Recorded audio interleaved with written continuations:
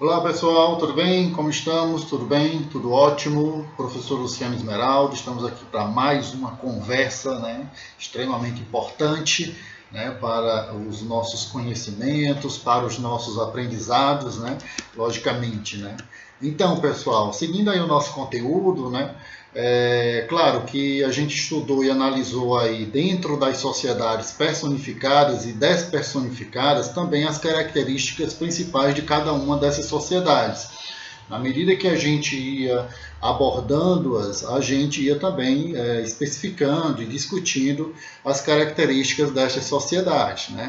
E esse ponto do conteúdo programático, que é bem interessante, ele traz para a gente um aprofundamento ou uma discussão mais detalhadas da sociedade limitada e do contrato social. E é de fundamental importância a gente trazer esta abordagem mais pontual, mais ainda porque agora em 2019, particularmente em setembro, a gente teve, há pouco tempo então, a gente teve uma modificação extremamente importante nesse tipo de sociedade, que ela deixou de ser uma sociedade de duas ou mais pessoas e passamos a ter, por incrível que pareça uma sociedade com uma pessoa. Ou seja, é possível nós termos hoje uma sociedade limitada apenas com um sócio.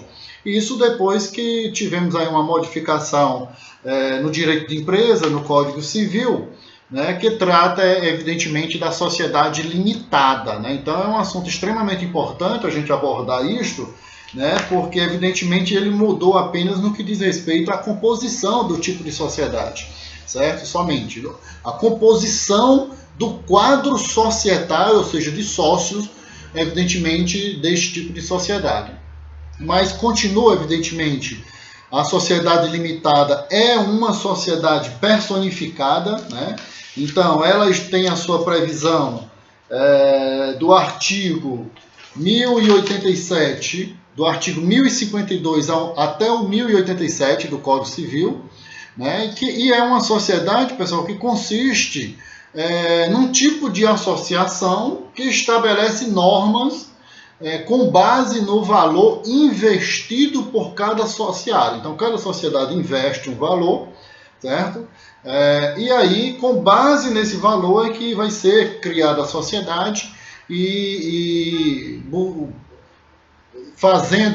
passa-se a fazer uma série de negociados, evidentemente, objetivando crescer, desenvolver e crescer, logicamente. Então, o nome de cada uma das associações desse modelo é acompanhado da sigla LTDA, que significa limitada. Então, toda vez que você vê o nome de uma empresa com LTDA, é obrigatório pela lei, quer dizer que ela é uma sociedade limitada, Então, esse é um dos tipos de empresa predominante no Brasil, pessoal. E sua base implica no contrato social. Então, o contrato social, ele disciplina exatamente a relação entre os sócios, dos sócios para com a empresa e, evidentemente, todo o processo de desenvolvimento desse tipo de empresa, certo?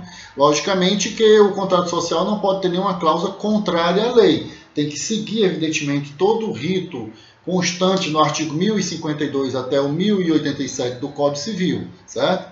Então, a origem desse tipo de empresa, ela está na responsabilidade limitada de companhias, de companhias pertencentes. A origem dela, ela vem, evidentemente, está na responsabilidade limitada de companhias pertencentes a uma família e das sociedades anônimas. Então, assim, como assim? A origem desse tipo de sociedade, ela decorre de muitas famílias que, desde o começo, passavam, evidentemente, a criar negócios, pequenos comércios, e aí foi então que veio a surgir esse tipo de empresa, Assim como também as sociedades anônimas, Esse formato, claro, de sociedade permite que a empresa tenha um administrador que não necessariamente deva ser do quadro de sócio, desde que tenha o consentimento desse. Então é possível você ter, nesse tipo de sociedade, claro, um administrador que pode ser um dos sócios, lógico, mas é possível que tenhamos um administrador que não é ou não faz parte da sociedade. Então, a sociedade limitada, podem receber investimentos iguais de seus sócios, né, logicamente iguais, ou pode ter, evidentemente, um mais e outra menos, evidentemente que isto vai influenciar na distribuição de lucros futuramente, Prolabore, etc. e tal. Né? Prolabore é o salário que os sócios têm que retirar da empresa, não se pode misturar o patrimônio pessoal com o da empresa, o que é comum, e a gente sabe que isso acontece por aí, mas é um perigo do ponto de vista financeiro, do ponto de vista contábil, né? Também pode receber investimentos correspondentes à porcentagem de cada um que possui na empresa. Então, se é uma empresa de 3 e aí um é 100 mil, outro 50 mil, outro 20 mil, cada um tem dentro da sua proporção a participação dentro da organização, logicamente, né? Claro que a finalidade desse tipo de organização é proteger o patrimônio de cada um em caso de falência, né? Afastamento ou rompimento da parceria da empresa. Falência, vocês sabem, evidentemente, é quando, de acordo com as negociatas da empresa ou as condições de mercado, etc. e tal, nós temos, do ponto de vista contábil, um passivo maior do que um ativo. Ou seja, juntando todo o patrimônio da empresa, físico, imóveis, né, e os recursos financeiros líquidos, não tem como pagar todos os credores, todos os débitos da organização. Então é possível a decretação da falência, logicamente, uma decretação pode ser judicial, certo? Ou, evidentemente, é comum muito as empresas hoje em dia elas não pedirem a falência, que a falência é o fechamento, ter que demitir todo mundo, ter que pagar o direito desse pessoal, evidentemente, mas é muito comum hoje termos o que antigamente se chamava concordata. Não se chama mais concordata, pessoal, chama-se recuperação judicial da empresa. Então, é possível e é comum muitas empresas pedirem a recuperação judicial da empresa, certo? Onde ela faz todo um relato mediante a demonstrativos contábeis, né, à justiça, e aí a justiça vai nomear um conselho de gestores para essa organização, logicamente, e aí ele determina a recuperação judicial para preservar os empregos, etc. e tal. Então são gestores, credores, funcionários, os proprietários da empresa, etc. e tal, né? Não existe mais um instituto chamado concordata, mas sim recuperação judicial da organização, certo? Isso é muito importante. É importante dizer também, mais ainda para vocês, pessoal, né, que o artigo 1052 do Código Civil, ele diz o seguinte, é onde inicia a sociedade limitada. Na sociedade limitada, a responsabilidade de cada sócio é restrita, ou seja, somente vinculada ao valor de sua cota, né? Mas todos respondem solidariamente pela integralização do capital social. Vamos entender. Então, é uma sociedade limitada, certo? A responsabilidade dos sócios, ou seja, o ônus, ou seja, as obrigações destes sócios, o compromisso, o vínculo destes sócios é somente vinculado ao valor do dinheiro que ele disponibilizou para a criação desse tipo de empresa. Por exemplo, são as chamadas cotas. Uma empresa tem uma empresa limitada com 3 sócios. A, 100 mil reais, do B, 50 mil reais, C, 20 mil reais. Então, nós temos uma cota de 100 mil, uma cota de 50 mil, uma cota de 20 mil, certo? No entanto, todos respondem pela integralização do capital social. Então, se nós temos aqui 150 e 20, nós temos quanto de capital a ser integralizado? 100, 150, 170 mil reais. Então, nós temos uma empresa de 170 mil reais. Isso quer dizer que até o sócio de 20 mil reais, ele se responsabiliza pelo total da integralização, que é, evidentemente, 170 mil reais. Logicamente, vocês aí que estudam também a contabilidade geral, sabem que o que é a integralização do capital social está lá no passivo da empresa, né, o chamado PL, né, patrimônio líquido que deve ser integralizado, certo? Isso aí vocês sabem que é preciso exatamente para poder iniciar aí todo o ativo contábil da organização. O que é importante também trazer para vocês, uma novidade, como eu já tinha falado inicialmente, é que agora, dia 20 de setembro de 2019, pessoal, nós tivemos aí uma nova lei, que é a lei que instituiu a Declaração de Direitos de Liberdade Econômica, é a Lei 13.874 de 2019. Ela aí alterou a redação do parágrafo 1º e do parágrafo 2º desse artigo 1052, onde diz aí agora no parágrafo 1º, né, que a sociedade limitada pode ser constituída por uma ou mais pessoas. Então nós temos aí uma revolução aí do ponto de vista das empresas limitadas, né? Eu considero uma revolução positiva. Por que positiva? Porque você agora pode ter um capital, criar uma empresa limitada, onde a sua responsabilidade é somente referente ao capital devidamente subscrito. 100 mil reais, 170 mil reais, poderia ser só uma pessoa, 170 mil reais. Tá? Então a responsabilidade é adstrita, ou seja, vinculada somente a este valor devidamente. Claro, desde que você tenha uma gestão de boa fé, uma gestão positiva, uma gestão que não veio buscar durante os tempos prejudicar os credores, que não veio durante os tempos prejudicar os colaboradores, né? Então, claro, aí o capital é subscrito, vinculado, a sua responsabilidade é vinculada somente ao capital subscrito, a sua cota, no caso, se for uma pessoa, por exemplo, 170 mil reais. Então é possível. Claro que, aprofundando esse contexto, se, por suposto, sem embargo, tenhamos uma gestão fraudulenta, uma gestão temerária, uma gestão que levou simplesmente a uma falência dessa empresa, certo? E essa falência dessa empresa, como eu já disse para vocês e disse o que era,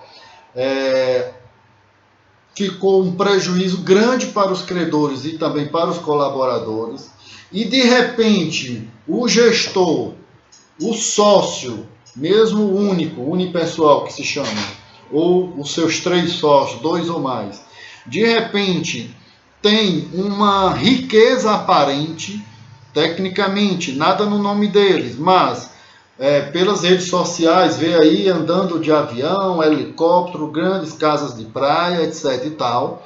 Então, para a justiça, é possível requerer a chamada desconsideração da personalidade jurídica. Nós não estamos estudando exatamente, dentro desse contexto, as empresas personificadas e não personificadas. Então, a empresa limitada, ela é uma empresa personificada, então seria a desconsideração da personalidade, da personificação jurídica dessa empresa.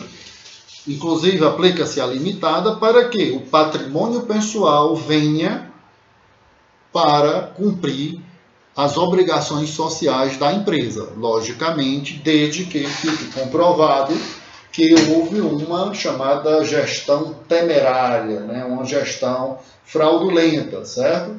Então, pessoal, mas a regra é que a responsabilidade do sócio é sobre o capital que foi integralizado, né?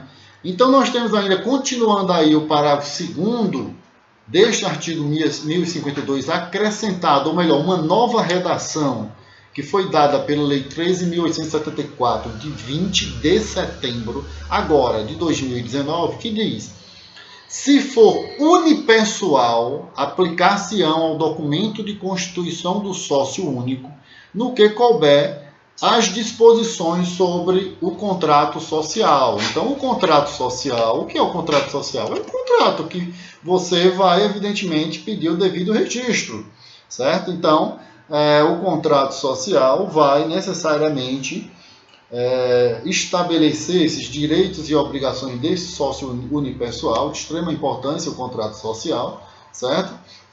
Que vai, evidentemente, que deve, claro, seguir o preceituado, o que está previsto aí no Código, do artigo 1052 ao artigo 1087, né, de fundamental importância. Continuando ainda sobre esta lei, ela diz o seguinte, que a sociedade limitada rege-se em caso de alguma omissão, em caso de não termos algo previsto nestes artigos 1052 até o 1087, pelas normas da sociedade simples, pessoal, da sociedade simples. E a sociedade simples é uma sociedade que é personificada. Ela está lá no artigo 986, que diz, é também chamada de não empresária, ou seja, é um negócio jurídico celebrado entre pessoas com o objetivo de exercer atividade econômica que não seja comercial ou empresária, né? É uma forma simples de constituição da sociedade, né? Em que o contrato pode ser público ou particular, mas ela é uma sociedade personificada, né? Muitas das vezes são sociedades voltadas para a prestação de serviços de base intelectual, como contadores, advogados, engenheiros e outros, certo? Então, há uma expertise, ou seja, volta-se mais para a questão da experiência, os profissionais liberais. Então, é um tipo de sociedade simples, né, que acontece bastante também. Ela não é empresária, por quê? Porque ela não é voltada para exercer atividade econômica que não seja comercial, né? Ou seja, não é comercial empresário, ou seja, é mais intelectual. Tá me entendendo? Então, aplica-se no que couber também no tipo de limitada, né? E claro que o contrato social dessa limitada, certo? Vai ser aplicado todos os requisitos que trata da sociedade simples, né? Da sociedade simples, como eu disse para vocês, para a sua constituição. E esse tipo de sociedade simples, ele diz que deve ser constituído mediante um contrato escrito, né, particular ou público, e deve ser mencionado, por exemplo, não, de forma expressa, deve constar o nome, nacionalidade, estágio civil, né, a denominação, objeto, local da sociedade, o capital da sociedade, né, expressa em moeda, a cota do sócio, né, no capital social, né, as prestações a que se obriga o sócio, as pessoas envolvidas, né, para no que diz respeito à administração, né, a participação nos lucros e nas perdas. Então, são requisitos do contrato social, né? Então, de fundamental importância, esse tipo de sociedade agora, que é possível uma sociedade limitada de uma só pessoa. Isso é muito interessante. Então, trazendo para vocês algumas características principais da sociedade limitada, né? Ou seja, as principais regras que vão regulamentar o funcionamento desse tipo de empresa, nós temos previsto na legislação o Conselho Fiscal. Então, a formação de um Conselho Fiscal não é obrigatória, é opcional, né?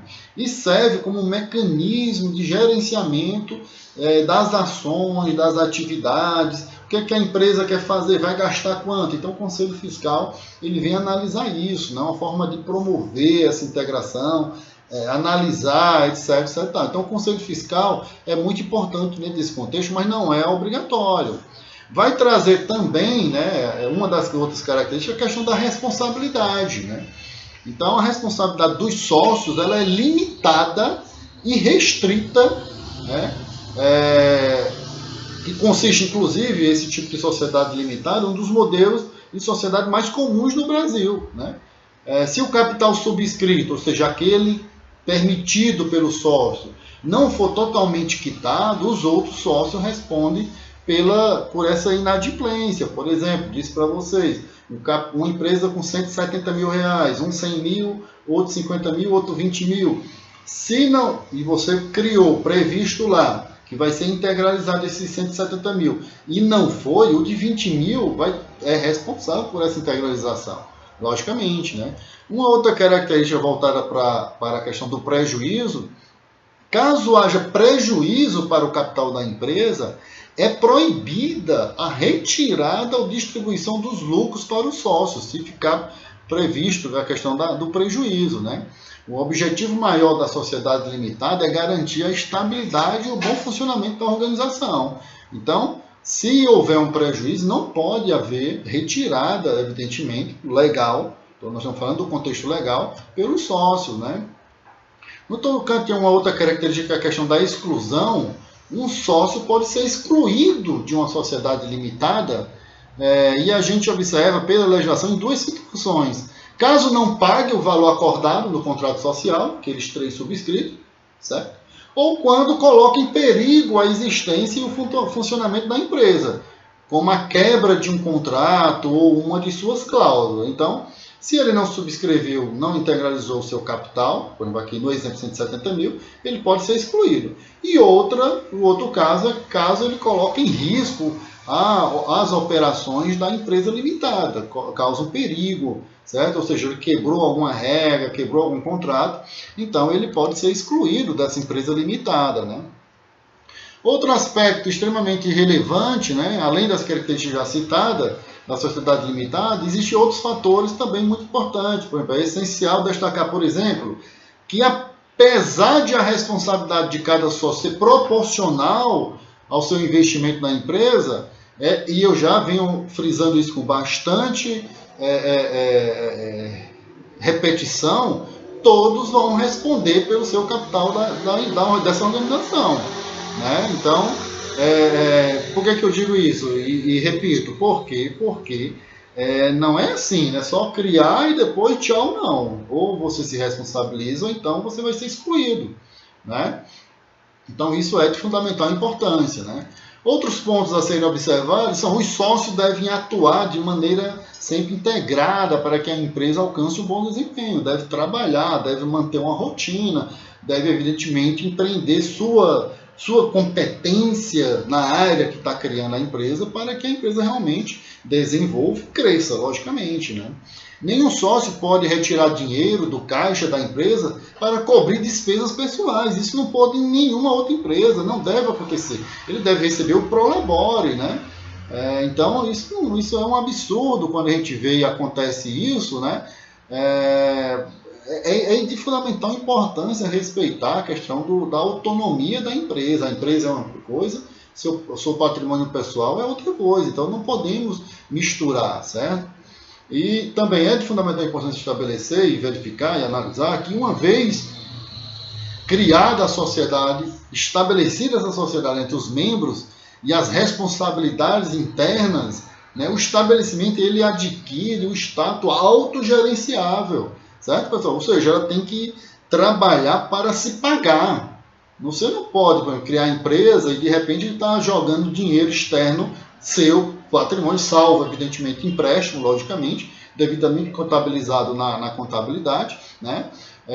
O que isso significa, pessoal, é que todo e qualquer gasto efetuado após a criação, a formação dessa sociedade, é de responsabilidade da empresa, não dos sócios de forma individualizada. Então, a empresa que responde de forma ativa perante terceiro e passivo no que diz respeito às dívidas e compromissos com outros terceiros, né? No que toca, evidentemente, à remuneração, capital e lucros, né? A remuneração de cada sócio, assim como as responsabilidades dentro da sociedade limitada, varia de acordo com o percentual de investimento que cada um realizou no capital social da empresa. No nosso exemplo, 100 mil, 50 mil, 20 mil. Então, vai ser evidentemente proporcional e vai ser calculado isso aí, né? O capital social da organização é subdividido em cotas que podem ser ou não iguais. Poderia ser igual, você poderia dividir aqui 170 mil entre os 3 e ter um valor igual. Vai depender, evidentemente, da disponibilização financeira, do poder financeiro de cada um dos sócios que querem participar da negociata, né, da empresa, né? Então, o investimento efetuado por cada um dos sócios que detém as cotas pode se dar mediante dinheiro ou outra forma de ativos, de bens materiais, pessoal. De modo que a concessão ela não é autorizada por meio de serviços prestados à empresa. Né? Por exemplo, você tem aqui 100 mil, 50 mil, 20 mil, aí o sócio de 20 mil, não, eu não tenho 20 mil, mas eu posso prestar meu serviço, minha competência, minha qualificação e valer como 20 mil aqui dentro da empresa? Não pode. Isso é proibido pela legislação. Certo? Não pode ser por meio de serviços prestados, tem que ser ou capital financeiro líquido ou bens ativos, imóveis, móveis, evidentemente, para a criação e para a continuação e para o desenvolvimento da organização como um todo. Né? Então, pessoal, desde que autorizada pelo acordo estabelecido nesse contrato social, é de responsabilidade dos sócios a reposição dos lucros e quantias retiradas do capital da empresa. Então, logicamente que você tem que buscar meios para que a empresa, evidentemente, tenha lucros. Né? Tenha lucros. Então, quando a gente diz essa questão que tem que haver a reposição dos lucros, é porque, evidentemente, se você tem uma retirada de prolabore, evidentemente, você tem que ter um lucro maior que tem que ficar na empresa para pagar toda a estrutura física e de pessoal da empresa. Você não pode, de repente, teve um lucro de 100 mil, aí você pega 100 mil e divide pelos 3 e não fica nada na empresa. Isso tecnicamente, como é que você vai pagar funcionários e outras obrigações sociais da empresa? Então, evidentemente, isso é uma questão de gestão e isso não pode acontecer. Né? Então, o administrador, pessoal, contratado ou sócio que for responsável pela administração da empresa serão, evidentemente, designados no próprio contrato social ou em termo separado e deve cumprir, evidentemente, esse papel mediante medidas legalmente impostas. Certo? Então, a gente tem que ver o seguinte, que no ato da criação da empresa limitada, é possível você já designar o administrador da empresa. Já é possível você designar o administrador da empresa, que vai ficar, inclusive, registrado no contrato social. O contrato social é aquele ato de constituição da empresa que você leva para registro. Para registro. Nesse caso da sociedade limitada, é onde? Na junta comercial, pessoal. Na junta comercial, certo? E diz aí o artigo 1063 que o exercício do cargo de administrador cessa pela destituição em qualquer tempo do titular ou pelo término do prazo, se fixado no contrato ou em ato separado não houver recondução. O administrador nomeado, ele pode ter mandato. Você será administrador da empresa limitada durante 2 anos, 1 ano, certo? Por que é importante? Você contrata um administrador e, nesse caso, há um prazo limitado. Exatamente porque se ele for um bom administrador, ele vai, evidentemente, fazer com que a empresa tenha lucros. Mas tu já pensou se fosse assim, tu nomeava e pronto, não pode mais destituir um terceiro, certo? Se isso acontecesse, aí podia a empresa dar lucro, podia a empresa não dar lucro, podia... Mas como é que você iria, como dono da empresa, manter aquele controle, né, da gestão na organização? Logicamente, né? Logicamente. Você nomeia um administrador, pessoal, mas você que é o dono, está lá no contrato social. A previsão legal do contrato social, que quem é o dono da empresa é você ou seus sócios, ou você e seus sócios, né? E você nomeia um administrador porque tem uma previsão legal no contrato social. Então, se você, evidentemente, estabelecer um prazo, me parece razoável, me parece interessante, exatamente dessa perspectiva, né? No entanto, pessoal, é importante a gente ter aí um cuidado, certo? Extremamente importante, no que diz respeito à alteração que ocorreu aí pela Lei 13.874, pela lei, no caso, uma outra alteração Claro, pela Lei 13.874, que foi a questão da liberdade econômica que modificou para uma empresa unipessoal, mas nós tivemos também, em 2019, pessoal, uma outra lei que alterou um ponto extremamente sensível nessa parte do administrador da empresa. Extremamente sensível. Foi a Lei 13.792, também de 2019, que disse, pessoal, olha só, ela deu nova redação ao parágrafo 1º desse artigo 1063 que eu falei para vocês, que trata do exercício do cargo de administrador da empresa limitada. E o parágrafo 1º, que foi modificado pela Lei 13.792, agora também de 2019, diz o seguinte: tratando-se de sócio nomeado administrador no contrato. No momento que você criou a empresa e no contrato você já diz quem é o administrador, sua destituição somente se opera, você só pode retirar o administrador nomeado no contrato pela aprovação de titulares de cotas, ou seja, pela aprovação das cotas dos sócios. Lembra aqui? São 3 cotas, das cotas dos sócios, correspondente a mais da metade do capital social, salvo se o contrato disser de forma diferente. Então presta atenção, presta atenção. Isso quer dizer o seguinte: nós temos aqui um contrato nesse modelo de empresa limitada, 170 mil aqui, certo? 170. Então, nós temos aqui, vamos simplificar, vamos facilitar a nossa conta aqui. Nós temos aqui um sócio aqui, 100 mil, 50 mil e 50 mil. 100 mil, 50 mil e 50 mil. Então, nós temos um sócio com 100 mil, um sócio com 50 mil, outro sócio com 50 mil. Nós temos uma empresa de 200 mil reais a serem subscritos, na mesma análise que nós fizemos. O que é que está dizendo aí a lei? Se, modificada agora em 2019, se no ato da criação, está nomeado administrador no contrato de criação da empresa, você só pode tirar esse administrador, né, se tiver aprovação dos titulares aqui, correspondendo a mais da metade do capital social. Então, se nós temos um capital social de 200 mil, você tem que ter um capital social de 101 mil reais para mudar o administrador.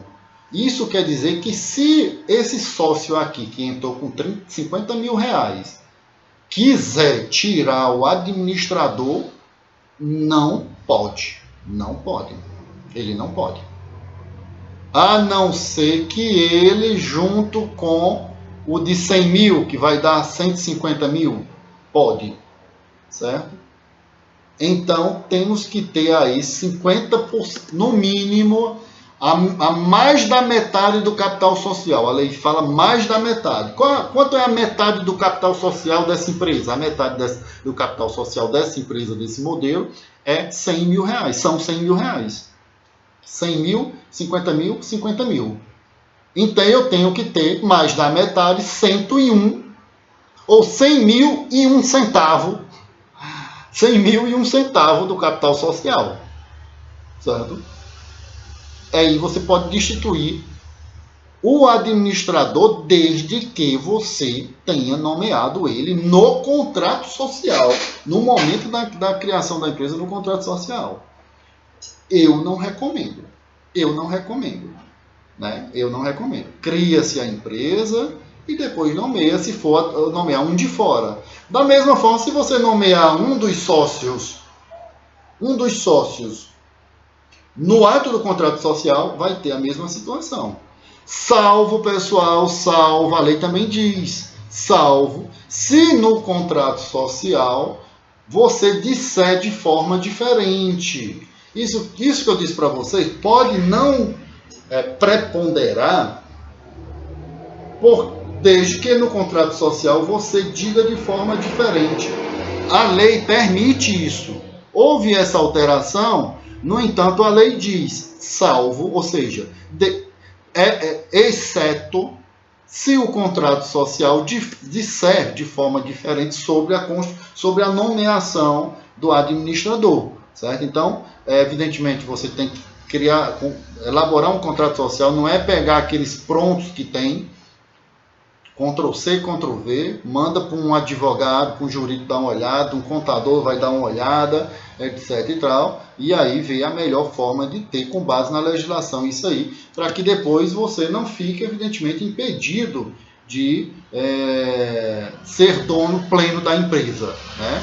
Então tem esses detalhes extremamente importantes que a gente deve observar, pessoal. Devem ser observados com bastante propriedade. Né? E aí, pessoal, vocês vão e me questionam a seguinte situação, mas professor, por que é que, quer dizer que a lei diz assim, mas ele também autoriza que o contrato social faça diferente? Faça diferente desde que não seja contrário à legislação. Ele pode até dizer uma forma diferente de nomear o administrador, porque ele está autorizando, somente a lei pode autorizar isso. E a lei, nesse caso, está autorizando. Mas é importante ficar atento nesse contrato, logicamente. E também, pessoal, dentro de uma análise que nós já fizemos em outros contextos. Nós estamos falando de um contrato de direito privado entre pessoas. Não é um contrato de natureza pública, entende? Que envolve instituições públicas, logicamente. Nós estamos falando de um contrato de direito privado, então os direitos e obrigações podem ser discutidos desde que não sejam, evidentemente, prejudiciais às partes envolvidas. Já falei isso para vocês. O Conselho Fiscal, pessoal, então, só fazendo um pequeno aporte, é um órgão opcional, né, dentro da estrutura da sociedade limitada. A gente vê muito a questão do Conselho Fiscal nas sociedades anônimas, né? O Conselho Fiscal ele poderá escolher para acompanhar, para assistir, para auxiliar no exame de livros e dos balanços e das cotas, né? Um contador, ou seja, um contabilista legalmente habilitado. A remuneração dele deve ser aprovada pela Assembleia dos Sócios, está lá no parágrafo 1 do artigo 1070. Então, olha aí, para os gestores contábeis, devem ser, na verdade, poderá ser escolhido, certo? Poderá ser designado, não é uma obrigação, mas logicamente, se o Conselho Fiscal não é formado por gestores contábeis, né, ou contadores, claro que é prudente isso aí, certo? E trago também para vocês, pessoal, que também já pontuamos em outros momentos, e também até veio bem antes dessa alteração aí de 2019, onde permitiu que a sociedade limitada tenhamos como um único sócio, a unipessoal. Nós já tivemos aí em 2011, né, o acréscimo de um artigo, no artigo 980-A, no Código Civil, que criou a chamada Empresa Individual de Responsabilidade Limitada, a chamada IRELI, já havíamos falado isso, né? Então, em 2011 ocorreu assim, essa mudança na legislação, aconteceu, claro, com a lei 12.441 de 2011, onde surgiu aí a IRELI. Antes esse tipo de sociedade era regido pelo Código Civil, que definia a sociedade limitada. Então a sociedade limitada é que tratava disso, só que aí havia algumas modificações, como por exemplo, 2 sócios ou mais. Eu creio que com essa alteração de 2019, muitas pessoas vão deixar de querer criar a IRELI, né, que exige um capital de no mínimo 100 salários mínimos para a IRELI, né, para essa empresa individual de responsabilidade limitada, ao contrário da sociedade limitada, propriamente dita. Ela não exige exatamente um capital mínimo para seu início de funcionamento, né? Mas a IRELI ela veio flexibilizar, permitindo que uma empresa com característica limitada tivesse um único sócio, certo? Isso em 2011, né? Tornando distinto direitos e deveres entre pessoa física e pessoa jurídica, né? era uma sociedade, e é uma sociedade unipessoal, de responsabilidade limitada, né? Possibilitou ao empresário instituir empresa unipessoal, né? Com a separação do patrimônio, logicamente, entre a pessoa física e a pessoa jurídica, né? Permite que uma única pessoa física ou titular de todo o capital ele possa ser integralizado por uma única pessoa. Claro que esse capital não poderá ser inferior a 100 vezes o valor do salário mínimo vigente no país. O capital é a verba que vai garantir ao empreendedor a compra de maquinário inicial e também do estoque de mercadoria, se for o caso, né? Além do pagamento de aluguel e também as despesas de construção da empresa. E aplica-se, claro, no que couber as regras da sociedade limitada. Não há um mínimo necessário para integralizar como capital social, né? Como no caso da limitada, né? No caso da limitada, como a gente falou, certo? Então, foi um modelo interessante, e é um modelo interessante, lógico, né? Um modelo interessante. No entanto, essa alteração aí de 2019 na legislação, agora de setembro, creio que muitas pessoas vão buscar, evidentemente, mais a limitada com uma única pessoa, né? Então, assim, para fazer o registro, claro, né, de uma sociedade limitada, primeiro, claro, saber o que é uma sociedade limitada, conhecer as regras somente não basta, mas conhecer exatamente a questão da sua atuação no mercado, né? A regulação de uma empresa de sociedade limitada depende do registro na junta comercial, como falei para vocês, né? Também deve, logo depois, com o código, com o número de identificação, requerer as inscrições junto à Receita Federal para emitir o CNPJ, Secretaria da Fazenda para inscrição do ICMS, Prefeitura para a concessão de alvará e por aí vai, evidentemente, né? A necessidade de autorização de outros tipos de permissões depende do tipo de negócio que você vai estar querendo fazer, né? Se for algo na área de alimentação, tem que ter vigilância sanitária, tem que ver também as questões do conselho de classe, quando é o caso, né? Então, de fundamental importância, logicamente, uma sociedade limitada, eu estou falando da sociedade limitada, logicamente, sobre efetuar o registro e todas as outras, evidentemente, também, né? No tocante, pessoal, ao contrato social, no direito, o contrato é o contrato que os sócios assinam ou assumem mediante a formação desse tipo de sociedade, ou de qualquer tipo de sociedade ou empresa, né? No caso de uma sociedade já existente, a pessoa física ou jurídica interessada em participar pode assinar um contrato para afiliar-se a ela. Então é possível também, se já tem uma empresa constituída. Se não tem, é o primeiro passo a criação mediante um contrato social, logicamente, como já falei. Se você quer colocar um novo sócio, então firma-se um novo contrato social e esse sócio apenas no sentido de ingressá-lo no contrato social vigente com os novos registros junto à junta comercial, logicamente, porque esse novo sócio que entrou, ele também vai se responsabilizar pela empresa, né? Então é uma maneira segura, né, de garantir a colaboração dos acionistas e definir a porcentagem dos sócios. Esse contrato social também assegura ao sócio que o capital da empresa não seja utilizado sem permissão da maioria, logicamente.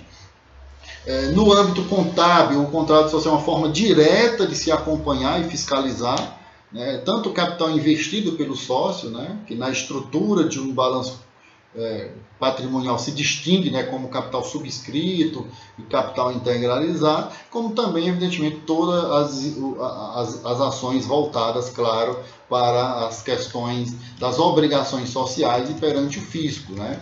Então, pessoal, é de fundamental importância essa análise que nós fizemos, esse aprofundamento da sociedade limitada, essas novas alterações da legislação, que me parece muito procedente, né? Vamos ter aí muitas empresas limitadas. Eu acho que é um modelo interessante, ainda mais agora porque, evidentemente é possível a sociedade limitada unipessoal, não há um mínimo de capital a integralizar, não há um mínimo, logicamente, ao contrário da Ireli, tem que ter no mínimo 100 salários mínimos. Então, eu acho que foi uma alteração excelente. É isso aí, pessoal. Um abração, até breve e tchau.